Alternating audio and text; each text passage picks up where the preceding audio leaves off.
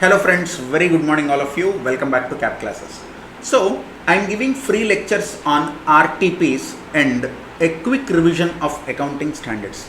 In the series, RTP Group 1 Accounting Standards is over, that is already uploaded. RTP Group 2 Advanced Accounting Standards 1 part is over, which covered already Accounting Standard 4, Accounting Standard 5, Accounting Standard 7, 9, 11, 12. And also 13 and also 14 we have covered up to accounting standard 14, and in this part 2 of group 2 advanced accounting RTP, let us see from accounting standard 17 onwards. Accounting standard 17 is segment reporting. So let us not waste time, fatafat start with problem number 15 in your RTP November 2020 for advanced accounting, that means paper 5 in group 2. Okay, so let us start with problem number 15A, which is on segment reporting. So let us see what is the question. A company has an inter-segment transfer pricing policy of charging at cost less 5%. The market prices are generally 20% above cost. You are required to examine whether the policy adopted by the company for pricing inter-segment transfers at reduced prices is correct or not in line with provisions of accounting standard 17. This is the question. Very interesting question, already previously asked in the examinations. All these questions from AS 17 onwards, whatever we are going, they were originally in CA final. I have been dealing with CA final also for 10 years. So these were in CA final. Now that they are included in CA intermediate level, they are asking you the same kind of questions. So all the questions what we are going to discuss today have a very high probability of coming in the exam. And very interestingly, if you are a CA final student appearing for the exam in November for old syllabus, all these standards, all the questions we are discussing are relevant for you. So this is for CA Inter new syllabus and CA final old syllabus. Okay, so look at question number 15 again. Read question number 15. So what the question is all about? It is about inter-segment transfer. It is about inter-segment transfer. So there is one X Limited. What is the question? In the question what they are saying, there is one X Limited. So they have one department 1 which is segment 1 and department 2, segment 2.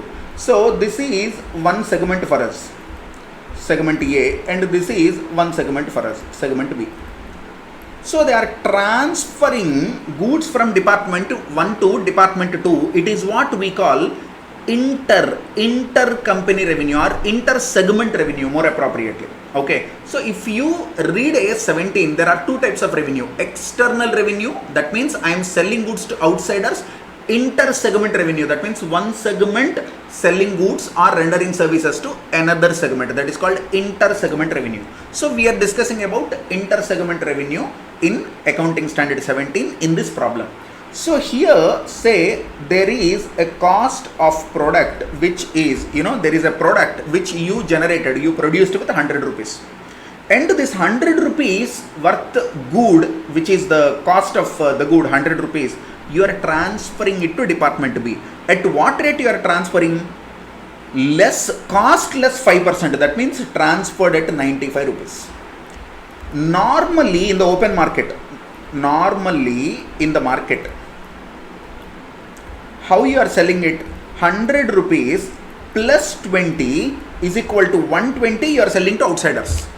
For outsiders you are selling it at 120 rupees, 100 rupees cost plus 20 rupees profit, 120 rupees. But to your inter-segment, you are transferring at 9%, which is minus 5%. That means cost less 5%. Now they are asking you in the question, is the company correct in considering 95 rupees as inter-segment revenue? Majority of students will write wrong answer for this, but my dear friends, try to understand this is right because AS 17 did not mention any transfer pricing policy. This should be the policy bolke, AS 17 did not mention anything. But remember one thing, this should be followed regularly by company, that means consistency. It is my policy that one segment goods I will transfer to another segment at cost less 5%. That is my internal policy. I can do that, but that should be consistently followed. That is what the answer is. So the company is correct in accounting for AS 17 purpose, in accounting this transaction at 95 rupees, nothing is wrong. So as per AS 17, transfer pricing can be at cost, transfer pricing can be above cost, transfer pricing can be at below cost. So 100 rupees worth good, you can transfer at 95, you can transfer at 120, you can transfer at 100 also. Whatever you are doing, disclose it properly and follow it consistently. That is what AS 17 told you. Okay, this is the answer for question number 15. Then let us move on to next part, which is AS 18, accounting standard 18, related party transactions.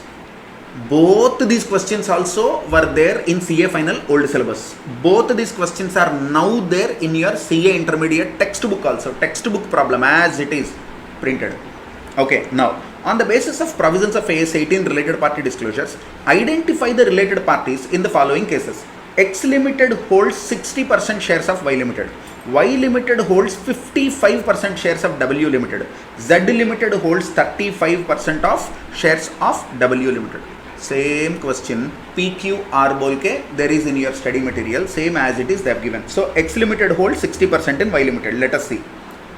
There is X Limited which holds 60% in Y Limited. So are the relatives? Absolutely yes.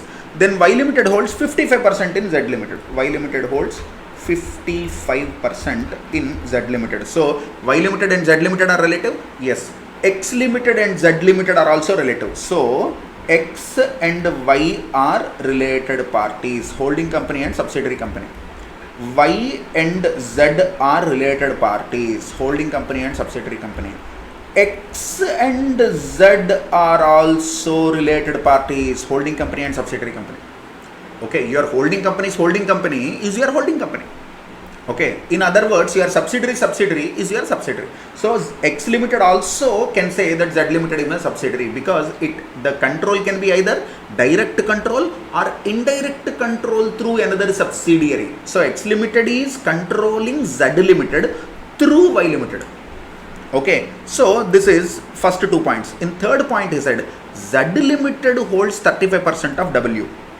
Z Limited holds 35% of W. So can we say Z and W are related parties? Yes. Investor company and associate company.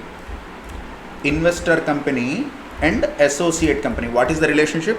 Investor company and associate company.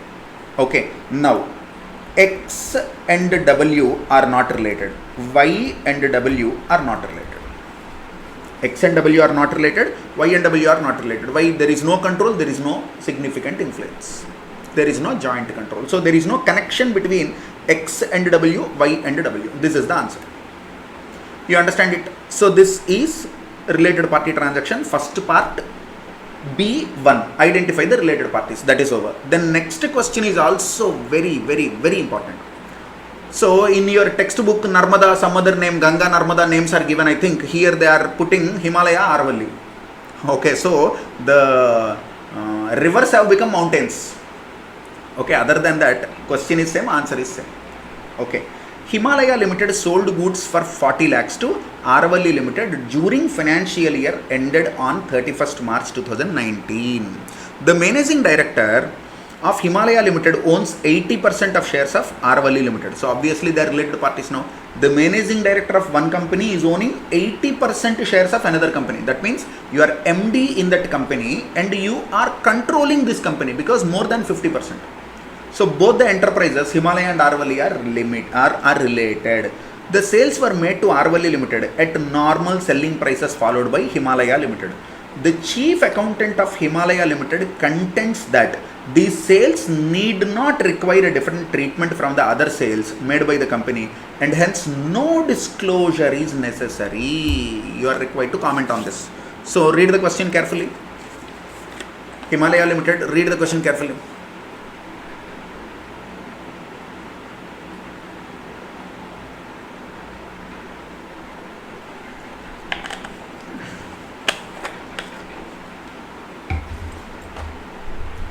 Okay, so point number 1, is there related party relationship? The answer is yes. So there is one Himalaya company and there is one Aravalli company. Say Mr. X, who is MD of one company, holds 80%, that means control in the other company. Okay, so step 1 is, you need to write step 1, Himalaya and Aravalli are related parties. Himalaya company and Aravalli company are related parties. This is point number 1. Point number 2, remember accounting standard 18. What did it say? A related party transaction should be disclosed irrespective of whether or not the transaction happened at fair market value or not. So I am selling 100 rupees good to another company. Did I sell it at 100 or did I sell it at 90 or did I sell it at 120? It will not make any difference if there is a related party transaction, even if it happens at arm's length price also. Arm's length price means fair market price. There is one related party to you. You sold goods at market price. So to outsider you sell this calculator at 200 rupees. To your related party also you sold it for 200 rupees. Even then it should be disclosed. So 2 steps are there in this question. In the answer, 2 steps are there. Point number 1, there is a related party relationship because the MD of one company is holding 80% of the shares in the other company. Therefore, by virtue of this, both of the companies are related parties. Point number 2, a related party transaction should be disclosed irrespective of whether the transaction happened at the fair price or above the fair price or below the fair price. It will not make any difference. Point number 3, the intention of chief accountant is wrong. He contended that no disclosure is necessary because the sale happened at fair market price. His contention is wrong. As per accounting standard 18, this transaction should be disclosed separately as per accounting standard 18. You understand it? So shall we go to next standard? So guys, moving on to next question. Next standard is AS 19 leases. So in this question number 16, they have given 2 parts, A and B. In A, they are asking you classify the following into either operating lease or finance lease. Do you remember the foremost discussion in accounting standard 19 we have done is that there are 2 types of leases. Leases are, for the purpose of accounting, leases are classified into 2, operating lease and finance lease. So what is a finance lease? Operating lease is simple. Operating lease is a lease which is not a finance lease. So what is a finance lease? What is a finance lease? Now, the present value of minimum lease payments. Present value of minimum lease payments. What are minimum lease payments? Lease rentals plus guaranteed residual value. So when you take all the lease rentals and at the end what is the guaranteed residual value, then you discount them using an appropriate discount rate and calculated present value. If it is substantially equal to, if it is more than or equal to or almost equal to the fair value of the asset, you can say more than fair value of asset. So the minimum lease payments, you have calculated present value, that is coming to more than fair value of asset. This is condition 1. Then it is a finance lease. 2. What is the life of lease? What is the tenure of lease and what is the life of asset? So first one is life of asset. Second one is lease period. If the lease period is almost equal to the life of the asset or a substantial part of the asset, if the lease period is substantial, say for example life of asset is 10 years, lease period is 8 years. Okay, so obviously it is a finance lease. Then the third one is specifically purchased assets. So you went to some lessor and you said, I want some industrial procliner or I want some road roller. He said, I do not have a road roller, but don't worry, I will buy road roller for you and then I will give it on lease to you. Obviously, it will be a finance lease. No one will buy asset to give on lease to you specifically in your agreement if it is not going to benefit them.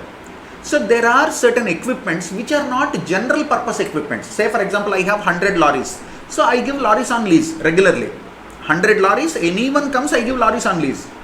But some guy came and asked, Pavan sir, I want a bulldozer, I want a procliner, or I want some earth moving equipment, or I want some road roller. I purchased it specifically and I gave this asset on lease. That will definitely be a finance lease. These are three conditions. Okay, now look here.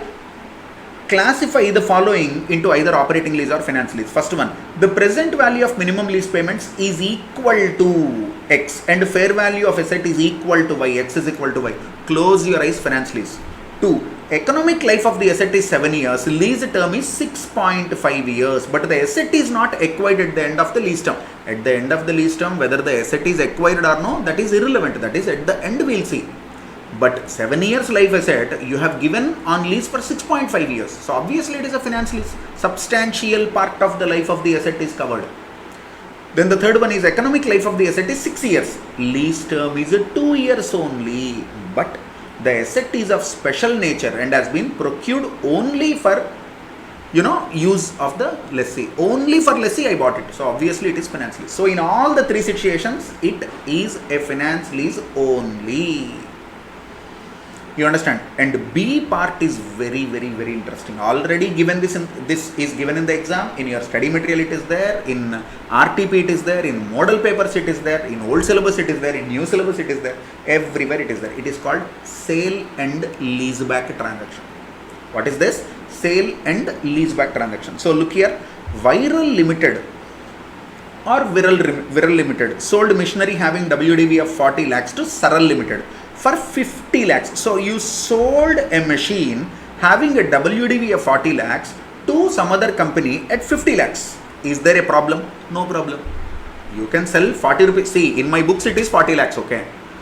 You came and you asked, Pavan sir, I want to buy this. I said, 50 lakhs. You agreed, lelo, no problem.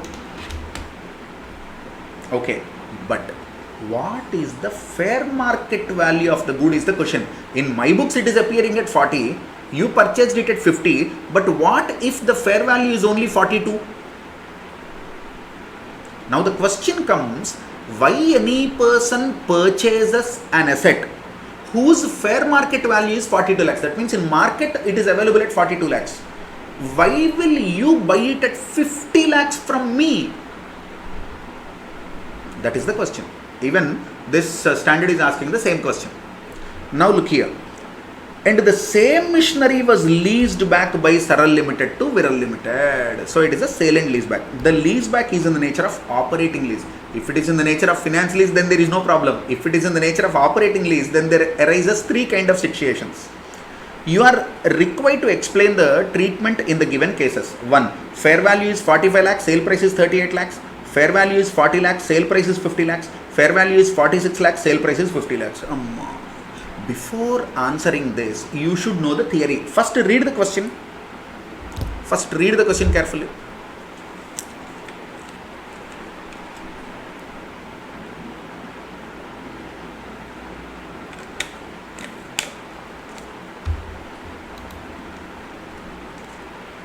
Put the heading, sale and leaseback transaction. First let us write the theory.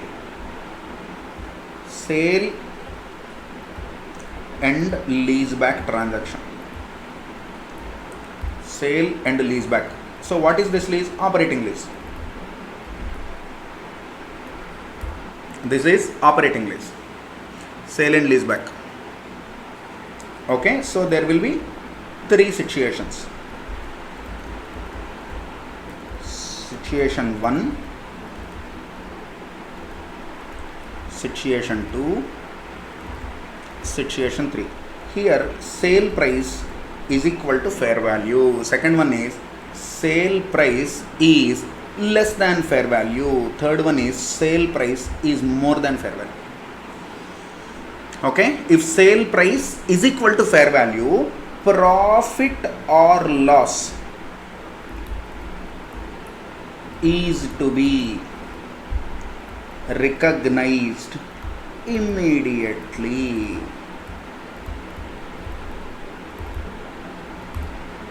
Okay, if sale price is less than fair value, then there will be two steps. One, profit should be recognized immediately.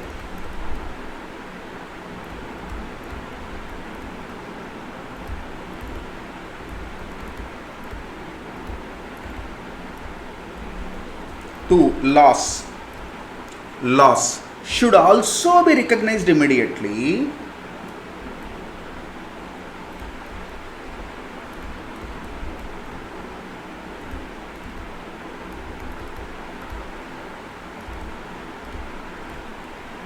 The word used is if. Loss also should be recognized immediately if. Immediately except if the loss is compensated by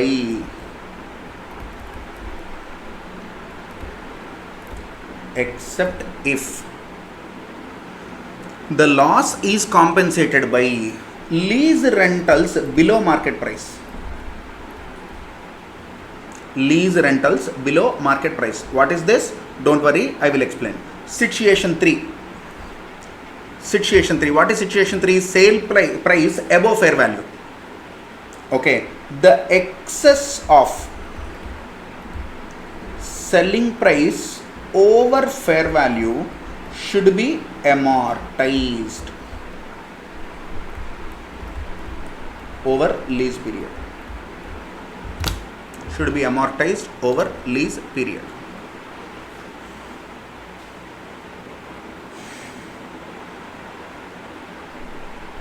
Okay, now look here. So what is the transaction? It is a sale and lease back. Now imagine this is I, this is you, and there is a house property. Okay, now imagine this house property in your books book value is 40 lakhs. Fair market value is 45 lakhs. Fair market value is 45 lakhs. I bought this house property from you and I paid selling price 50 lakhs. Now accounting standard 19 is asking, what is the purpose? Why are you giving 50 lakhs for an asset whose worth is only 45 lakhs? So this 50 lakhs and 45 lakhs difference is there. Now 5 lakhs excess I have paid. This should be amortized over the lease period, because this 5 lakh rupees of excess money I am giving you, this will affect lease rentals, because the sale transaction is followed by a lease transaction. If it is only sale, close your eyes, profit or loss recognize. But it is sale and lease back. Now maybe you are requesting me, Pawan sir, I am badly in need of money, Pawan sir, please give me 50 lakhs, Pawan sir. I said, arey yaar, this asset is worth 45 lakhs only, why should I give 50 lakhs to you? Then you said, Pawan sir, rent 1 lakh rupees people are paying for this flat, I will pay 1 lakh 12,500 for you. 12,500 extra rent le lo. Every month I will pay extra rent. But now I am in need of money, please give 50 lakhs. So I gave you 50 lakhs, but this 5 lakh rupees of excess money I paid, this is recovered by way of excess lease rentals. So accounting standard says that should be amortized over the lease period. You understand? You cannot recognize this profit, that is to be amortized over the lease period. Okay. So all the three transactions, the same example we can give. So there are two parties, one person is owner of the asset, another person is buying the asset, and then the owner of the asset who sold the asset is taking the asset back on lease. Okay. So this is the theory. Now let us go to the problem. So read this question once again. There are three situations. Read these three situations.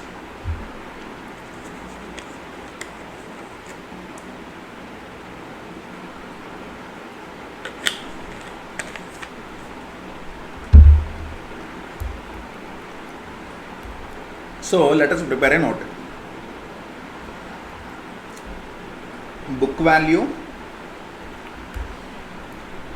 written down value of the asset. then fair value of the asset, then selling price of the asset, situation 1, situation 2, situation 3. Let us prepare a small table. Okay, WDV in all the cases it is 40 lakhs. 40 lakhs, 40 lakhs, 40 lakhs. So what is fair value? 45, 40, 46. 45, 40, 46. What is the selling price? 38, 50, 50. 38, 50, 50. First you copy this table.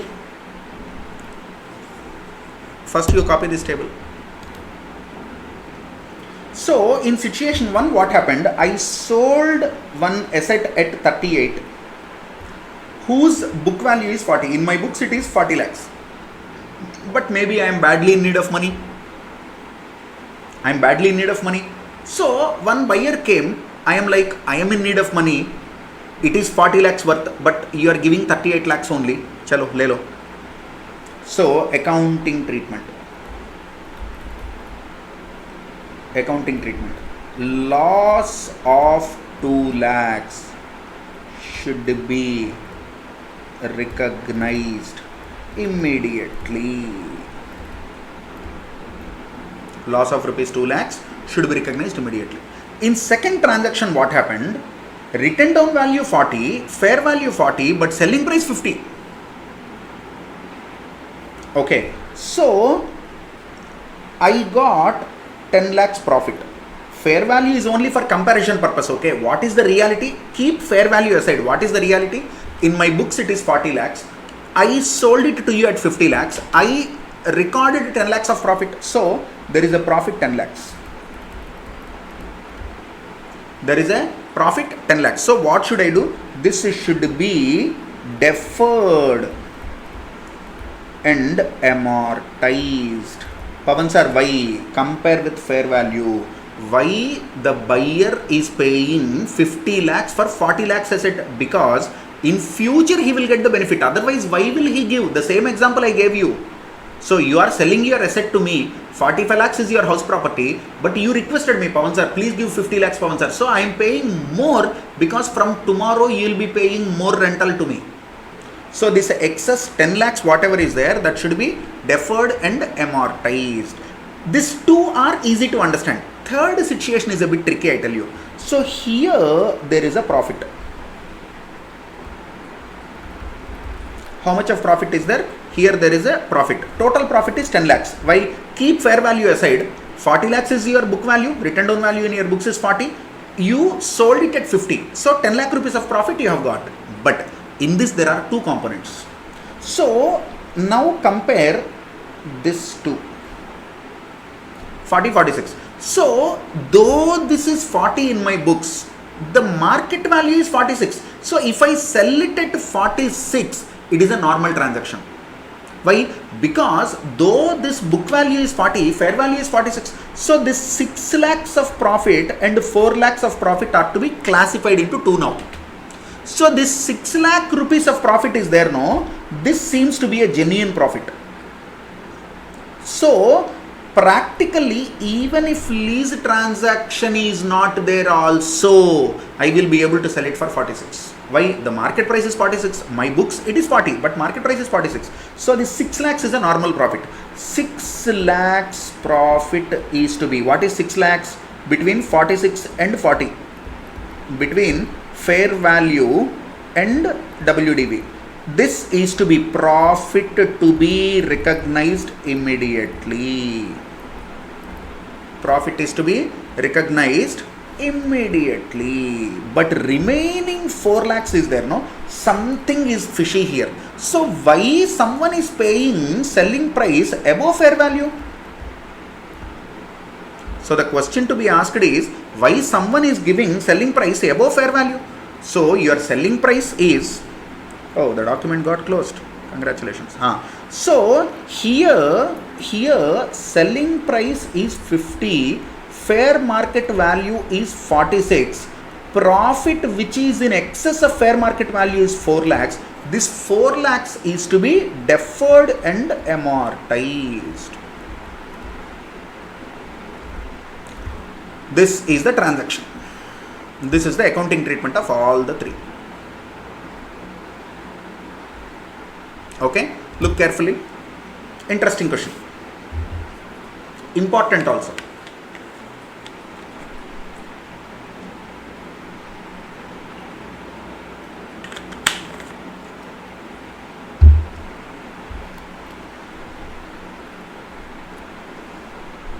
Over. Now let us go to next standard, AS 20.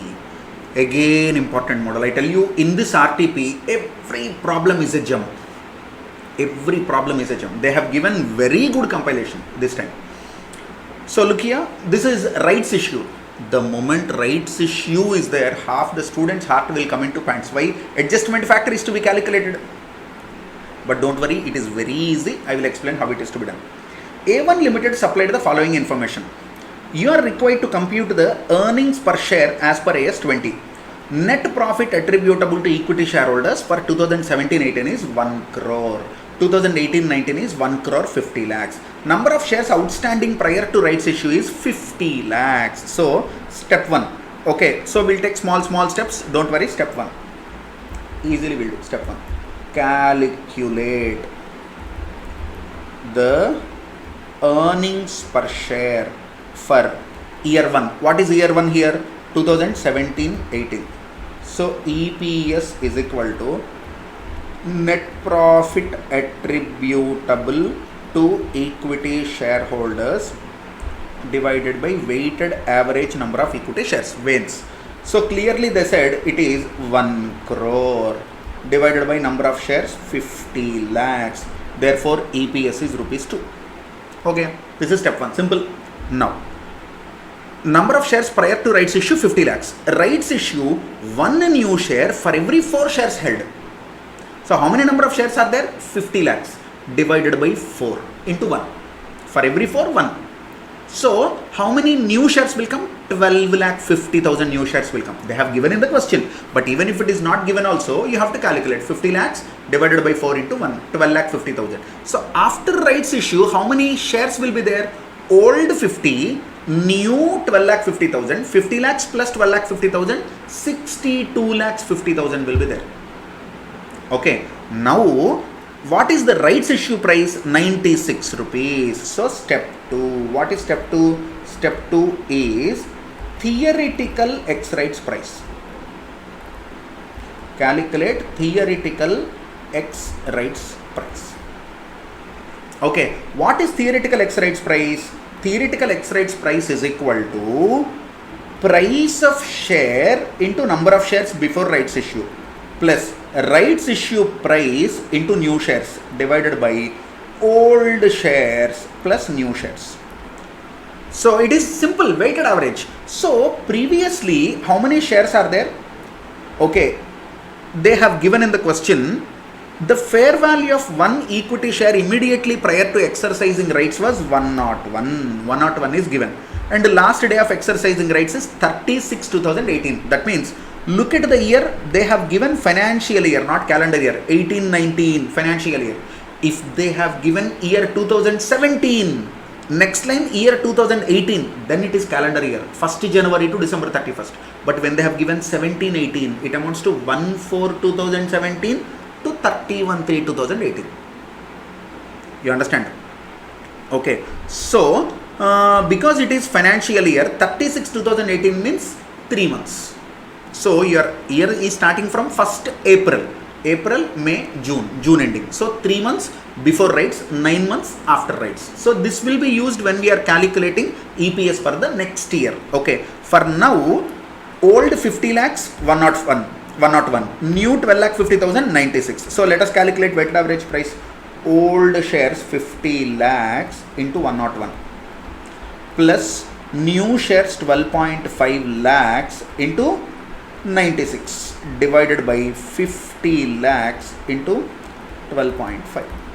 That is equal to, so calculate, take your calculator, 50 into 101, that comes to 50/50. 12.5 into 96, that comes to 1200. Both put together 6250 divided by 50 plus 12.5, 62.5. That is coming exactly to 100 rupees is equal to 100. So what is theoretical X rights price? 100. Okay, so you understand this calculation. Then step 3, we calculate adjustment factor. What is adjustment factor? Fair value divided by theoretical X price. Step 3 is adjustment factor is equal to fair value divided by theoretical X rights price. What is fair value? 101 divided by what is theoretical X rights price? 100. So what is adjustment factor? 1.01. Okay, isn't it very simple? So as a student, I used to get confusion. Okay, as a student, now I am clear.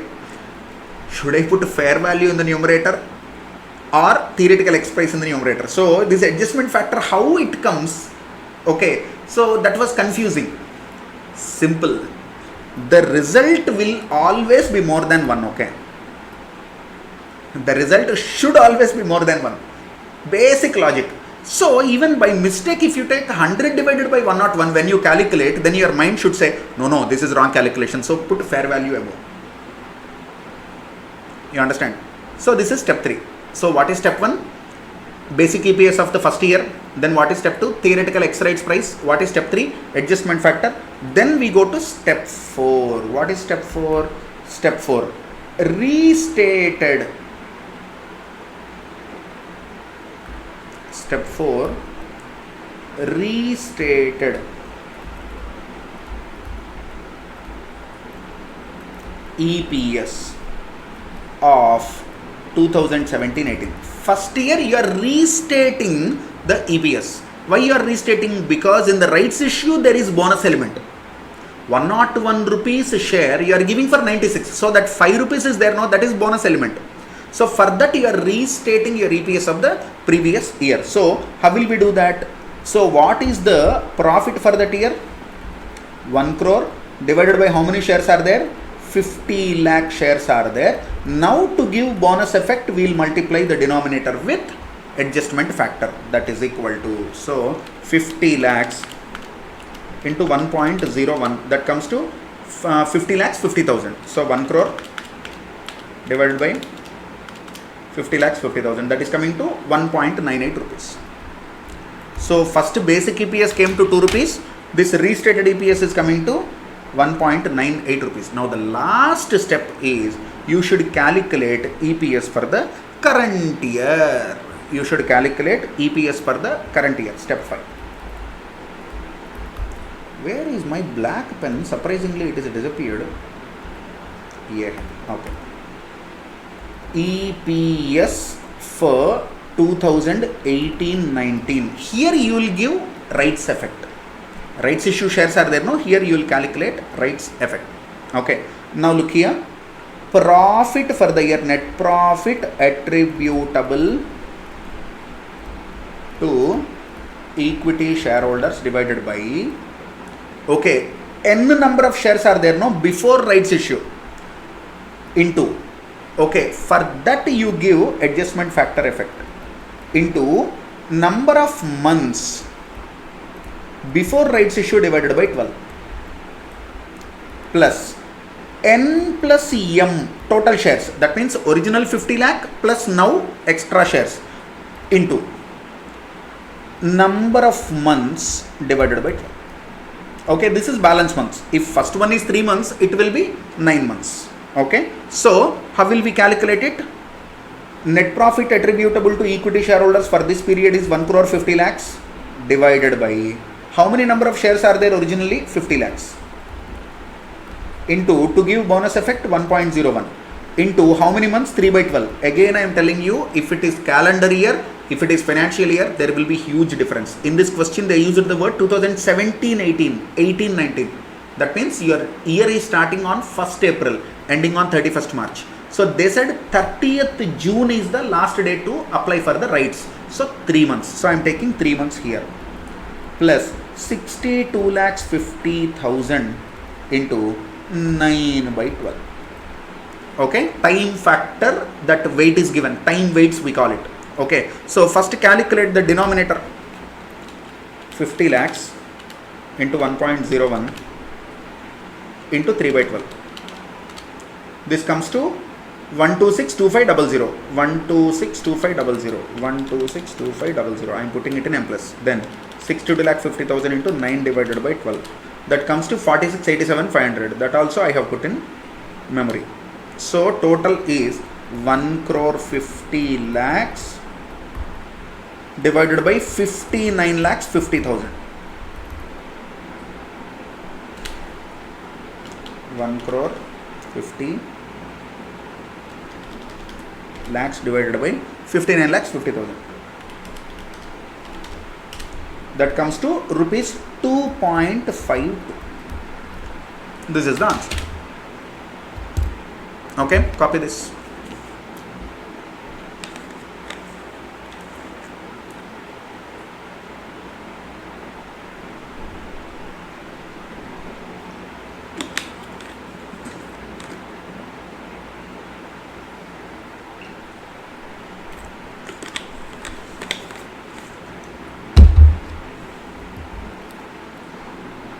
Nice problem, no? So AS20 is over. AS21 they have already given in the main question paper, not in the accounting standards. So 11th question or 10th question is consolidated financial statements, minority interest calculation, goodwill calculation, all of them are there. That we'll see later. Now AS22, accounting for taxes on income. A, write short note on timing difference and permanent differences as per AS22. Very, very, very important. So what is the answer? Tell me. Put the heading AS22, accounting for taxes on income. AS22. AS22. Under that, write down 1. Permanent differences are the differences between accounting income and taxable income. What are they? The difference between accounting income and taxable income that arise in one period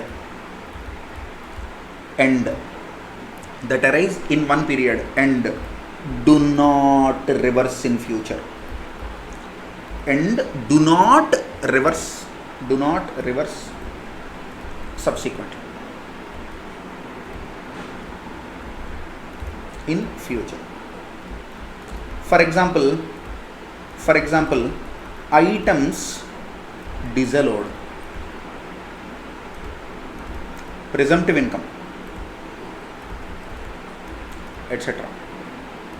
Donations, you give donation which is disallowed. In accounts you will write, but tax people, they will never disallow it. Not today, not tomorrow. 2. Timing differences arise in one period. Timing differences arise in one period and are capable of reversal. And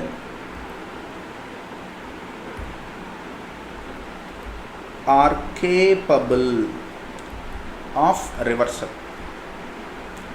in one or more future periods. In one or more future periods. What are the examples? Depreciation, provisions, gratuities, bonus, etc. That's it. Very important question. Then the next one, this is repeatedly asked in the exams. Very simple, small question, but repeatedly asked. B point. Rama Limited has provided the following information. Depreciation as per accounting record 6 lakhs. Depreciation as per tax records 10 lakhs. Unamortized preliminary expenses as per tax records 60,000. So from this, there is adequate evidence of future profit sufficiency. You are required to calculate the amount of deferred tax asset or liability to be recognized as transition adjustment assuming tax rate 30%. So why they have given future profit sufficiency? Because to recognize deferred tax liability, no prudence is required. You can calculate deferred tax liability and you can recognize anytime. But to recognize deferred tax asset, it should pass prudence test. Only when there is a virtual certainty supported by conclusive evidence that you will be able to earn profits in future, then only deferred tax assets can be recognized. Courtesy accounting standard 22 is very clear. So now let us see how deferred tax assets and liabilities have to be calculated. Do you remember I told you one of the easiest ways of calculating deferred tax asset and deferred tax liability? This is like a reconciliation. Okay, so we have accounting P&L here and we have tax P&L here. We have one accounting P&L here, we have one tax P&L here. Okay, now for accounting records it is 6 lakhs to depreciation, 6 lakhs in accounting records, to depreciation 10 lakhs in tax records. So because of this, to net profit as per tax records comes down. So you pay low tax today and tomorrow you need to pay more. This is deferred tax liability. So what is deferred tax liability? Pay less today, enjoy, that means save today. Save today, but can I enjoy? No, pay tomorrow. That is liability, no? Your friend is asking you, your friend is running a shop. You went to his shop. He said, you enjoy the food now. Don't worry, you enjoy the food. Eat whatever you want, eat. Pay next month. You are like, wow, I don't need to pay anything. Eat. Next month you need to pay, no? Save today, pay tomorrow is a liability. So you are saving it here, but you will pay tomorrow, it is a liability. So what is timing difference? So timing difference is, go to the problem, 6 lakhs and 10 lakhs, difference is 4 lakhs. So 4 lakhs is the timing difference into 30% comes to 1.2 lakhs deferred tax liability. This is transaction 1. What is transaction 2? Unamortized preliminary expenses as per tax records 60,000. As per accounting records, you wrote to preliminary expenses 60,000. Here to preliminary expenses 0. You have not amortized. In balance sheet, you are showing unamortized preliminary expenses for tax purpose, which is not allowed for accounting purpose, because as per accounting standards, you have to write off all the preliminary expenses, to your P&L immediately. For tax purpose, you can carry them for 5 years, 1 divided by 5, some provision is there. So for accounting purpose, you have charged 60,000, but for tax purpose, you have charged 0 and you carried this as an item in your balance sheet. So now what happened, because of this second transaction, first transaction I wrote with black, second transaction I am writing with red, so that you can identify. So because of this transaction, what is happening? Net profit for taxation will increase. Why? Debits are less, no? In tax P&L, debits are less, so net profit is more. So you will pay more today. You will pay more today and enjoy tomorrow, save tomorrow. So this is a deferred tax asset. How much? 60,000 into 30% is equal to 18,000 deferred tax asset. So 1.2 lakhs deferred tax liability, 18,000 deferred tax asset. You can net off. Pawan sir, can I net off deferred tax asset and deferred tax liability? The answer is absolutely yes. If and only if the asset and liability are created with the same tax act. For example, Income Tax Act, and of same jurisdiction. That means you are an MNC, you have operations in India and US. This DTA, this DTL, both of them must be arising out of India. So deferred tax in India, as per Indian Income Tax Act, cannot be set off with the deferred tax of another country. So if jurisdiction is same, if taxation act is same, then you can knock off this two. So we'll write it like this: particulars as per accounting records, as per tax records, then difference, nature, DTA or DTL, amount. Okay, so look here, first one is depreciation. As per accounting records, how much? Depreciation as per accounting records, how much? 6 lakhs. As per tax records, 10 lakhs. Depreciation as per income tax records, 10 lakhs. What is difference? 4 lakhs. Is it a timing difference or a permanent difference? Timing difference. If it is permanent difference, no AS 22. For permanent difference items, ignore deferred tax asset liability cannot be created. Only for timing difference items it can be created. So is it a deferred tax asset or deferred tax liability? Deferred tax liability. Amount how much? 4 lakhs into 30%, 1,20,000. 2. Preliminary expenses. Okay, in accounting records how much? Expenditure 60,000. In tax records 0. Difference 60,000. What is this? Timing difference. Deferred tax asset or liability? Deferred tax asset. How much? 60,000 into 30%, 18,000. So net deferred tax liability is 1,02,000. That's all. This is the answer. Got it? Easy, no? How difficult the problem is. Also, if you understand the concept, it will be easy like this. People will shiver for deferred tax, but I really do not understand what is the point of getting scared.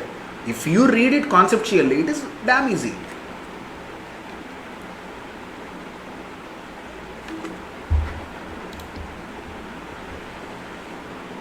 So, shall we move on to the next question?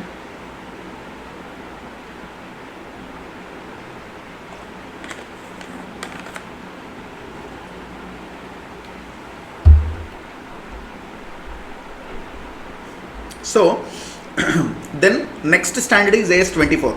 In AS24, there are no problems. Problems cannot be asked out of AS24. So, AS24 comprises only theory. So, they are asking theoretical question. What is that question? What do you understand by discontinuing operations? What are the disclosures and presentation requirements of AS24 for discontinuing operations? Explain in brief. So, pure theory. So it is pure theory. We'll see. Don't worry about it. Next, AS26. X Limited. We'll come back to AS24. Don't worry. AS26. X Limited carried on business of manufacturing of bakery products. The company has two trademarks, Sun and Surya. 1 month before, the company comes to know through one of the marketing managers that both trademarks have allegedly been infringed by other competitors engaged in the same field. After investigation, legal department of the company informed that it had weak case on trademark Sun and strong case in regard to trademark Surya. X Limited incurred additional legal fee to stop infringement on both the trademarks. Both trademarks have a remaining legal life of 10 years. How should X Limited account for these legal costs incurred relating to trademarks? Simple. This is subsequent expenditure.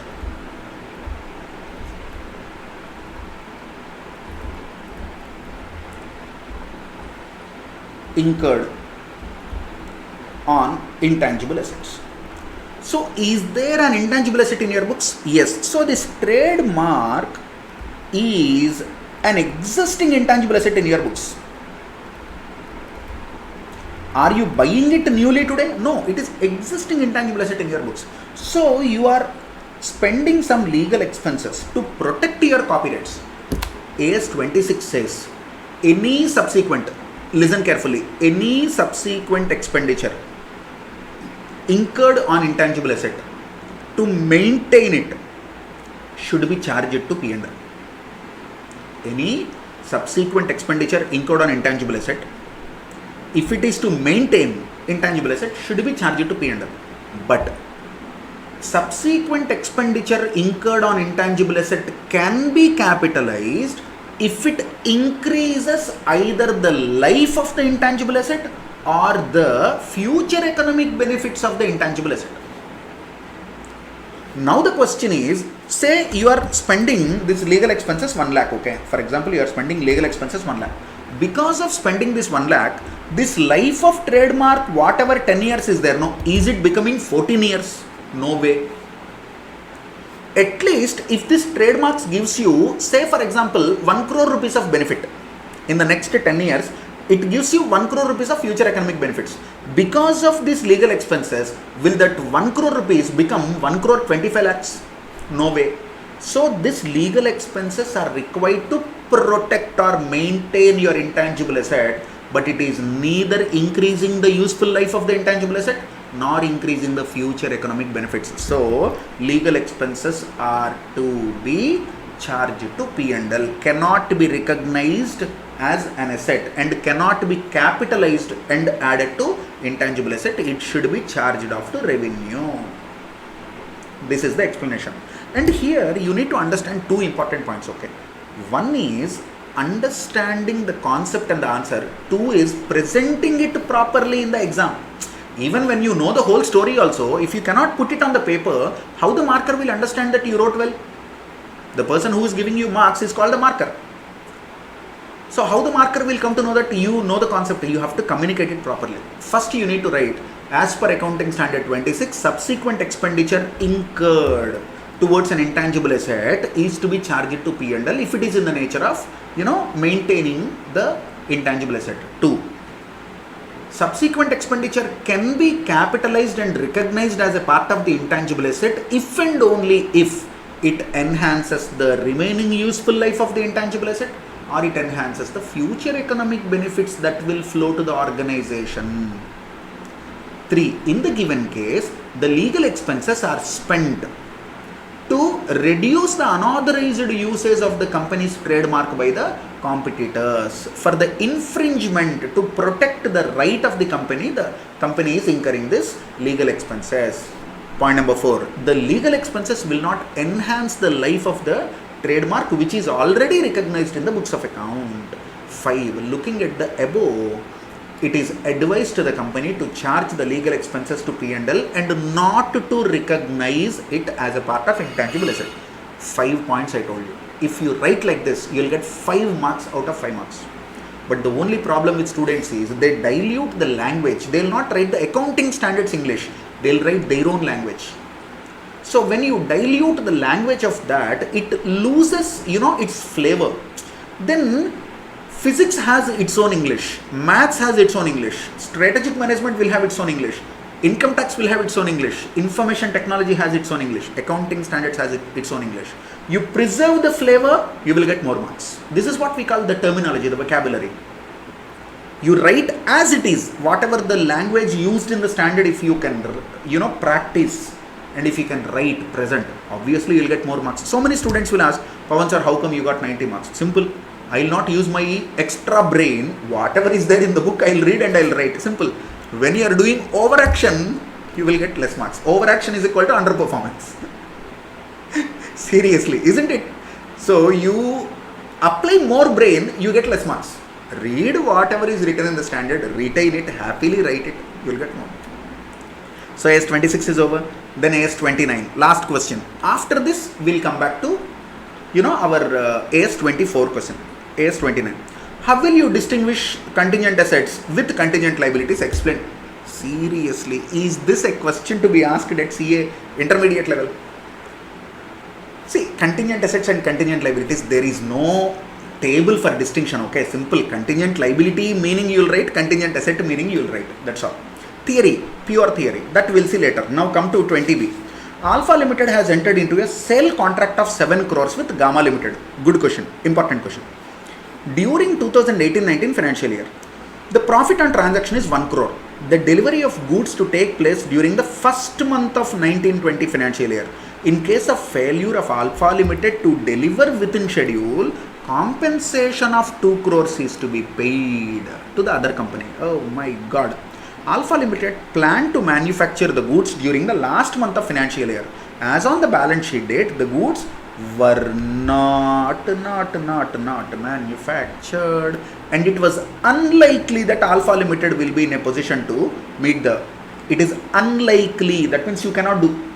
Alpha Limited will be in a position to meet the contractual obligation. Unlikely. That means you cannot produce now. You are required to advise Alpha Limited on requirement of provision for contingency in the financial statements for the year ended 31st March 2019 in line with provisions of AS 29. Beautiful question. So what is the issue? Damages. What is the obligation? Contractual obligation. What is the probability? So unlikely you can meet the obligation. That means there are more than 50% chances that you will default. More than 50% chances that you end up paying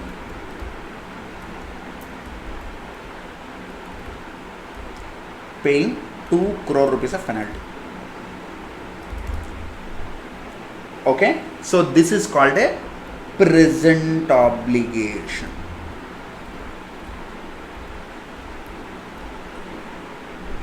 So a provision should be created if the damages can be measured. Can you measure the damages? Yes sir, then provision should be created. So 2 crore rupees, you know already, in the contract it is written. So looking at all these things, the provision for 2 crore rupees should be created by the company for the year ending 31st March. That's all. Now there are two theory questions that contingent assets, contingent liabilities, you can read, that's not a big deal also. You might have studied that in your +1, +2 also. But this discontinuing operations is there, no? That I will explain you the answer because it is reproduction of the standard. Okay, there are no points which I will tell you to write. It is, you know, they have given the reproduction of the standard. I will explain you what it is. Okay, so we'll go to question number, this one. There are two parts in the question if you observe. What is the first part? In first part they are asking you what is a DO, discontinuing operation, what is a DO. Second part is, in case of DO, what will you disclose? First one is, when will you say that it is a discontinuing operation? If you remember my, you know, the lecture on this particular topic, if you remember, I have given you one example. KFC or take Domino's, Subway, any Pizza Hut, you know, any food chain, they have 500 stores in India. They have 500 stores in India. They are shutting down their Andheri East branch. Andheri East KFC, they are shutting down because they are not able to sell KFC products properly there. They are in losses. And they are opening that in Bandra. Okay, so in Bandra they are opening, in Andheri they are shutting down. So when you are shutting down one outlet in one particular place, can I say that it is discontinuing operation? Half of the donkeys, you know, in the students, I mean, they will say, ha sir, discontinuing operation. You are discontinuing. Beta, it is not if you are discontinuing operation. What you are discontinuing must be a major geographical area, or it should represent a major line of business. From tomorrow, I am not dealing with this product pan-India or globally. I am stopping selling pizzas. That can be a discontinuing operation. Or from Tamil Nadu, Karnataka, Andhra Pradesh, then Kerala, then Telangana, from 5 states I am shutting down my operations because it is not profitable for me. That can be a discontinuing operation. Shutting down a branch or a sales outlet, or you know, relocating from one place to another place. Pawan sir, my corporate office is in Noida now. For you know, better operations, I am shifting it to Bangalore. Is it a discontinuing operation? No. Pawan sir, marketing activities outsourced. Is it a discontinuing operation? No. Pawan sir, I am automobile manufacturer. Engine manufacturing is given as outsourced contract to one German technology company. Is it a discontinuing operation? No. What is a discontinuing operation? 3 conditions. See the first one. That the enterprise pursuant to a single plan. What is the single plan?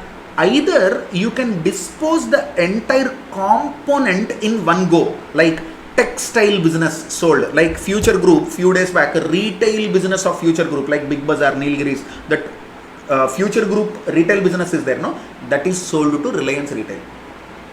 That is a discontinuing operation. So pursuant a single plan, disposing of substantially in its entirety, that means everything under that component you are selling away. How? Selling the component in a single transaction, or demerger, you are creating a new company and transferring this business. Demerger, or the spin-off of ownership. Spin-off and demerger are almost same, but in one case you will issue shares to the shareholders of transferor, in another case you will issue shares to the transferor company. Okay, technically there is a difference, but you know, you don't need to know that much. Okay, So by way of either a demerger or by way of a spin-off or by way of a sale, you are transferring the component. 2.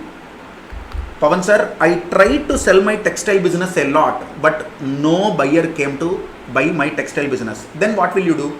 You will sell the assets and settle the liabilities separately. So there are 200 assets and there are 40 liabilities. Now you started selling assets piecemeal, settling liabilities piecemeal. First you thought, if some guy comes, I will sell all the 200 assets and 40 liabilities to him with a goodwill. That is one hope. When you are not able to do that, you will sell the assets in piecemeal. That is the second one. Pavan sir, no person is buying this 200 assets also, Pavan sir. Then what will you do? Close the shutter, abandon the business. Use the assets somewhere alternatively. That is called abandonment. 3. So one is sale of component. Second one is sale of assets and liabilities of the component. Remember, component is a dangerous word, okay? Component can be a branch. Component can be a strategic business unit. Component can be a division. Component can be a department. Component can be a subsidiary company. Component can be an associate. Component can be anything. So step 1, you are selling it. Step 2, if you cannot sell it as it is, sell the assets and liabilities. Step 3, I am unable to sell also, abandonment. That means you are just giving it up. Close the shutter, that's it, business is closed. Sorry. So this is about single plan, underline. Then the component you are disposing, that should be a major line of business or a geographical area. Major line of business or a geographical area. Then 3, that can be distinguished operationally and financially. For financial reporting purpose, for operational purpose, that should be identifiable. That means separable. So when you are running a business, you are dealing with 4 divisions: division A, division B, division C, division D. Now when you are disposing of the cement division, division D, operationally is it separate? Yes sir. Separate books of account are maintained for that? Yes sir. Then it is a separate unit. So if it can be distinguished operationally and for financial reporting purpose, that is a component.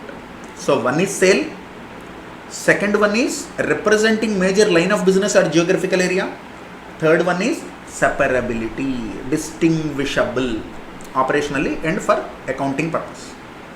Then it is called discontinuing operation.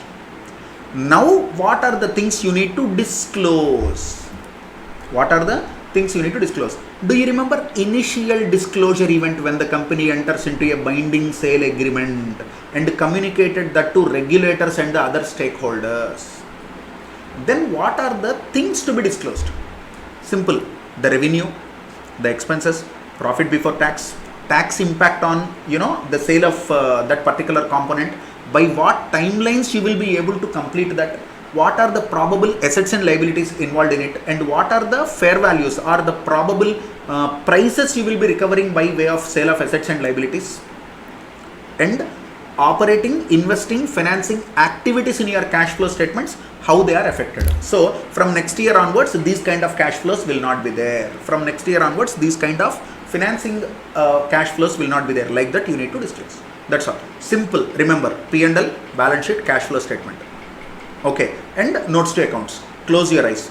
In notes to accounts, which in accounting standard 17, this is accounting standard 24. In accounting standard 17, this particular component might have been classified into one operating, geographical or, business segment. That segment you will disclose.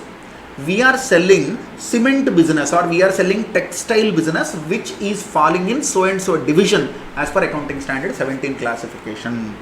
We have entered into agreement with this particular identified company and we will be able to complete it in so and so timeline. Then balance sheet, assets and liabilities of discontinuing operation. P&L, profits, revenue, then expenses and profits are to be disclosed. Cash flow statement, operating, financial and this investing activity cash flows of this discontinuing operation are to be disclosed separately. That's all. This is RTP, my dear friends. So we have done 17, 18, 19, 20, 22, 24, 26, 29. Okay, I hope you enjoyed the classes and this video has added value to your preparation. We have done RTP 1 accounting standards also. We have done part 1 also. All of them are there in our app. We have Android app and iOS app. Various resources, handwritten notes, and the last 5 years RTPs, last 5 attempt questions, everything in one go can easily be accessed in our Android app. Download CAP classes from your Play Store, or even in Apple Store you can download our classes. And I hope your preparation is going on good and we are adding value with this free resources and all. Okay, so if you have any doubts, you can contact us in the number given there. Thank you so much. Keep working hard. Another, it is less than 1 month of time for you for your exams. Good luck and God bless you. Thank you.